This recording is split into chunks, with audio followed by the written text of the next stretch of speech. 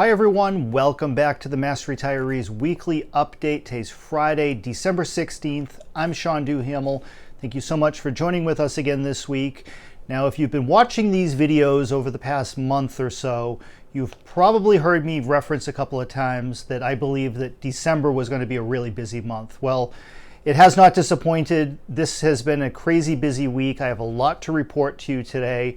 Before I jump into the weekly news, just two housekeeping items. First and foremost, our January 2023 newsletter is on its way to our members right now. I know we started receiving calls in the office yesterday from members who had received the newsletter, who had questions and so forth. It is another great addition. I cannot thank Bill Reary and Nancy McGovern and our whole team here enough for the work that they do to get this out the door 6 times a year. I hope you enjoy it. If you have any questions after reading it, always give us a call. Secondly, today, Friday, December 16th, because I don't know when you're going to be watching this, but today at 11 a.m., we will be holding our final area meeting for 2022. We will be back in central Massachusetts in Auburn at the Auburn Elks, our traditional central Mass meeting location, starting at 11 a.m. Our area meetings are open to all Mass Retirees members, and you are more than welcome to bring a guest with you. We're hoping for a great crowd. We have a lot to talk about, and within this newsletter on page 3 is a listing of upcoming events for 2023, starting with a meeting that's taking place in Tewksbury in January. We will be holding a teletown hall event with the Group Insurance Commission on Friday, January 20th. And we will be back in Florida in Pompano Beach at the Pompano Beach Civic Center on Wednesday, February 1st. At this point in time, we do not have plans to travel to the Gulf Coast of Florida. We know that a lot of our members have chosen not to travel to the Gulf Coast this year because of the recovery efforts that are ongoing relative to the hurricane. We do hope to get back down to Florida again in another year. Once everything, hopefully, people are back on their feet and things are a little bit better recovered at that point. But with that, let me jump into the news of the week, which is really going to be 2 main topics, both Social Security and our efforts around the windfall elimination provision and the government pension offset. But before I get to that, let me talk about the news that came out of the State Group Insurance Commission just yesterday. Yesterday morning, the GIC held their monthly meeting, their December meeting. They made the announcement of the Pharmacy Benefits Manager, the PBM, that will be in effect starting on July 1st of 2023 and for at least the next 3 years, if not the next 5 years. And that Pharmacy Benefits Manager is CVS. CVS will continue to be the pharmacy benefits manager for all of the Medicare enrolled retirees who are insured under the GIC, and will become the PBM for the non-Medicare plans. Those of you who are insured under the GIC in a non-Medicare plan, right now your pharmacy benefits manager, known as a PBM, is Express Scripts. Express Scripts will be replaced by CVS on July 1st. Now, we believe that this is good news for retirees, certainly good news for those of you who are enrolled in Medicare. It means that you're not going to have any type of disruption or upheaval when it comes to your pharmacy benefits. We also believe that this will prove to be a good move for our non-Medicare retirees and the active employees who are insured under the non-Medicare plans.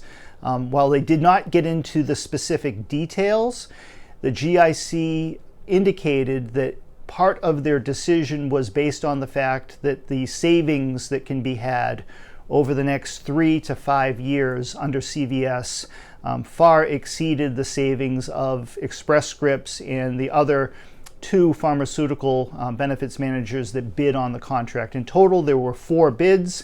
CVS won the bid on both of those plans. You can find the full details of yesterday's GIC meeting on the Mass Retirees website at massretirees.com. We've also posted it on our Facebook page, and it will be linked in today's email message that is sent to all of our members for whom we have an email address for every Friday morning. Now, the main topic of the week is our ongoing efforts, your ongoing efforts, to pass legislation this year that would reform the Social Security windfall elimination provision, that so-called double dipping law, which again, I can't stand that reference. There is no such thing as double dipping. One of the main points for what we're trying to accomplish when it comes to the windfall elimination provision is the fact that those of you who have been WEP'd, you earned and you paid for that benefit. In your work in the private sector or in another job that was covered by Social Security, you paid into the system, therefore you earned your 40 or more quarters and you qualify for a benefit. We're not asking for any kind of handouts or giveaways. That's why that term double dipping just drives me absolutely crazy, because there is no such thing as double dipping when you pay for a benefit that you earned yourself. And that is a clear distinction that's lost on a lot of people in the private sector around the country who look at this issue and really don't support what we're trying to do. And that's been one of the hurdles that's been difficult to overcome. But this week, Frank Valeri and I traveled to Washington, D.C. We went down late on Tuesday, and the purpose of us going to D.C. was to do everything possible to help get a WEP reform, a bipartisan WEP reform deal done in the remaining days of the 2022 congressional session. Now, Wednesday morning, we participated in a press conference with our friends, the Texas Retired Teachers Association, and their leader, their executive director, Tim Lee, who's my good friend and my counterpart in Texas. Also participating and helping to organize this event was the Association of Texas Professional Educators. The ATPE, as it's known, is the largest teachers union in the state of Texas, and they have been very close friends and allies of our association now for many years, working together with the TRTA to find a way forward, a viable path forward to passing legislation for both the House of Representatives and critically through the U.S. Senate that will bring relief to the 2 million Americans who right now are harmed by the windfall elimination provision.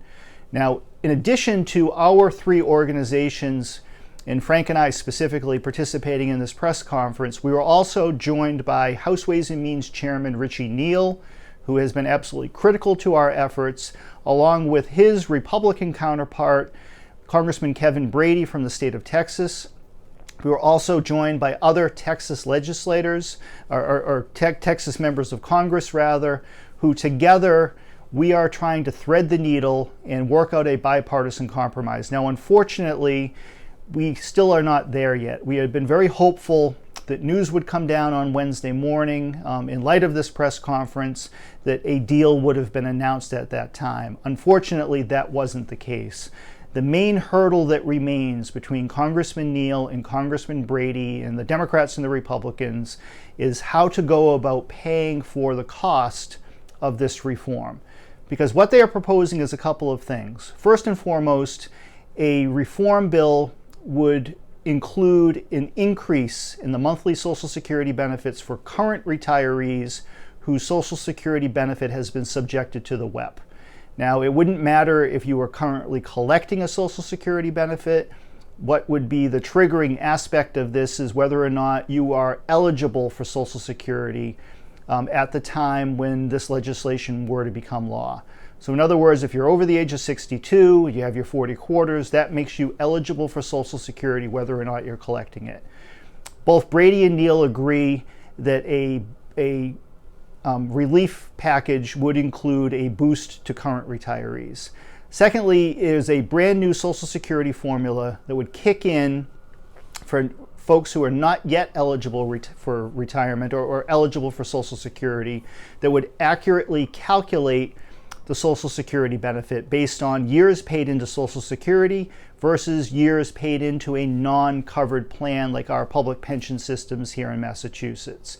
And the third aspect of this is a mechanism to hold harmless those current active employees who might be adversely affected by the changes in the Social Security formula. There are different nuances to the way that Social Security works, and depending on someone's personal situation of how many years they paid into Social Security versus a non-covered plan, this new formula could result in a reduction in some cases of folks' Social Security benefits. And we certainly want to avoid changing the rules and pulling the carpet out from under anyone who's currently in the system. So their bills are very consistent when it comes to those three main pieces. Where they continue to disagree is how do you pay for these changes? Because if you're going to increase benefits for people, that money has to come from somewhere. Now, obviously, from our standpoint, and if you're watching this right now and you're subjected to the WEP, you're saying to yourself, well, that's my money, just give me my money, which is a fair statement. However, Social Security works on a pay-as-you-go basis, meaning that the money that comes in to Social Security today from current workers is being used to pay for benefits for retirees. That's the way the system is designed. That's the way that it has operated for decades. And because of that, every cost to Social Security has to be funded. And you hear the term solvency thrown around. Well, what solvency means is that enough money is coming into Social Security at any given time to pay for the current benefits going out. So money comes in, money goes out. Solvency means that there's enough money to cover all of the bills. If there isn't enough money, then you become insolvent, and that's obviously a problem. So Congressman Brady's proposal would change the Social Security formula going forward and treat everyone equally. So if you had time in a public pension system, regardless of whether or not you vest and you actually collect a pension, if you did not have the years under Social Security, those years would not be counted toward a Social Security benefit. Congressman Neal has proposed paying for these changes through minor accounting changes in the Social Security payroll tax. And these changes are very minor, but they would, in some eyes, represent a tax increase on certain individuals. Even though it may be very minor, the Republicans in general oppose any type of tax increase. So one side would change benefits way off into the future. The other side would adjust the payroll tax off into the future. And unfortunately, as it stands today, they still have not reached a compromise agreement on how the funding mechanism for this would operate. And in addition to the press conference and all of the work that went into that event and our meetings with both Brady and Neal on Wednesday morning, where we implored to them to find a way to compromise. We believe that reasonable people should be able to get together and work out these minor differences and be able to move forward with a bill that will not only pass the House of Representatives, but pass the U.S. Senate. And that's really the key thing here. A bill that would only pass the House, like the full repeal legislation that's also pending, so-called H.R. 82, does not have a path forward in the U.S. Senate. So passage of that legislation, even if we were able to get it through the House, would only fail in the Senate. And at the end of the day, we're not about symbolism here. Yes, it's important to be able to demonstrate that we're moving forward and that there's some willingness to change these laws and help retirees. But it's the help for retirees that's most important, not symbolism.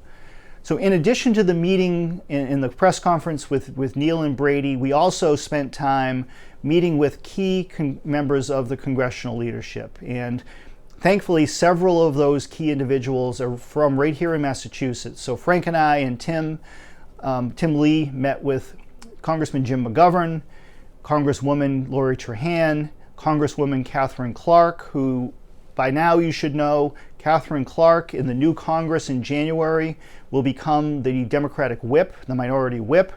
She will be the second ranking Democrat in the House of Representatives. She's currently the assistant speaker.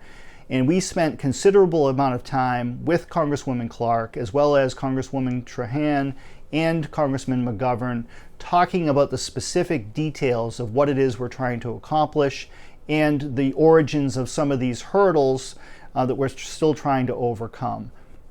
And we have a full commitment from our entire 9-member congressional delegation, as well as from Senator Warren and Senator Markey, that everyone is doing everything that they can individually to help move this forward and find a path, hopefully, to get this done, get it passed through the House, get it passed through the Senate, and onto President Biden's desk for his approval before the end of this year.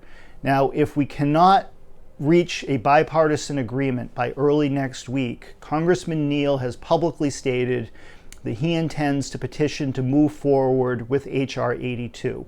And we would support Congressman Neal in that effort if it came to it. Now, we have always said our ultimate goal is full repeal of weapons GPO. And if it were easy to do, it would have been done decades ago.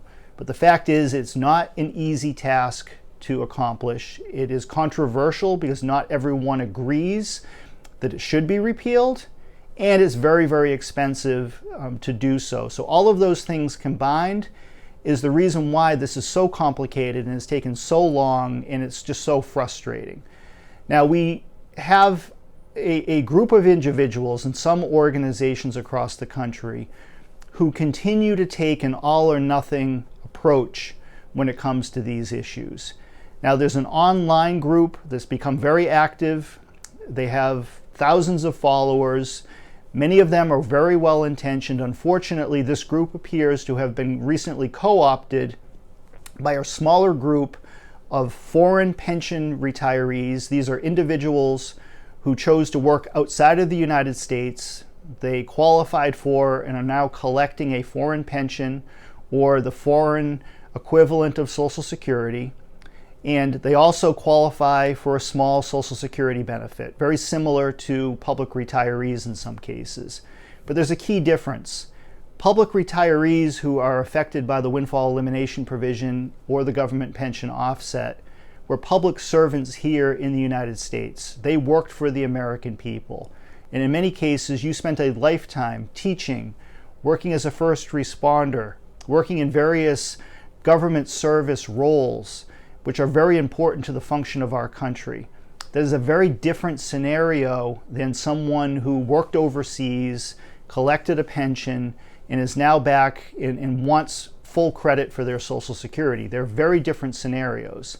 And while Mass Retirees has not taken a position on the so-called foreign pensioner issue, we do want to make a clear distinction between that group and the larger group of nearly 2 million public retirees who are affected by the windfall elimination provision. Now, why this is important is that the reform legislation that we're working on with Congressman Neal and Congressman Brady does not include any relief or any changes for this small group of foreign pensioners. And they're upset by that. And they have organized, and which is their right to do, but they are trying to hijack our efforts that have been decades in the making. Remember, Mass Retirees was one of the first organizations going all the way back to 1983 that called foul when it came to the weapon GPO. We said way back then that Congress had made a mistake. And we have been working to correct that mistake ever since. I've personally been involved in these efforts since the mid-1990s, or for about 25 years. I've been going to Washington along with our association leadership and leaders from across the country, working to change these laws. And just recently, this other group emerged who is trying to co-opt and hijack these efforts. And as a matter of fact, they've gone to the extent of flooding my personal email and that of Tim Lee and some other individuals who are involved in these efforts with form letters demanding that we stand down, that we stop working on your behalf to get something done so that these folks can try to benefit and take advantage of all of the work that all of us have put into these issues for so very long. Well, we're not going to let them do that. I work for you. Frank Valeri works for you.